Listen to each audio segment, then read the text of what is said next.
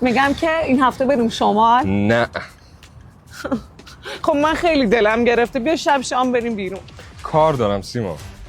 ببین ما الان 7 ساله با همین، بعد تو حالا خواستگاری من نیومدی، اصلا دفاع مقدسش هم 8 ساله، بعد تو کی میای؟ وای این باز دوباره شروع کرد. وای تو نمیدونی این امیر حسین چقدر اونق شد، اصلا خیلی تو مخمه. 34 کارت پیش خودمه، بشی آتیش کن بریم. خب فهمیدی دیگه. ببین اینو میذاری تو ماشینش، اینم هر چند وقت یه بار تو غذا و آبش حل میکنی. حله.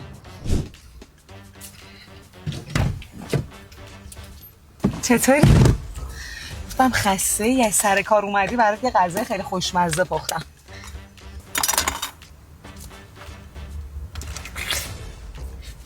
میگم واسه چیزیه اصلا چند ثانیه است خیلی بیشتر دوستت دارم، بعد الان با اینکه پیشنهی بازم دارم برای تنگ میشه. منم عزیزم. بخور حالا، بخور گشنته. گوشی چه بریم شما؟ میریم حالا. شام کجا بریم؟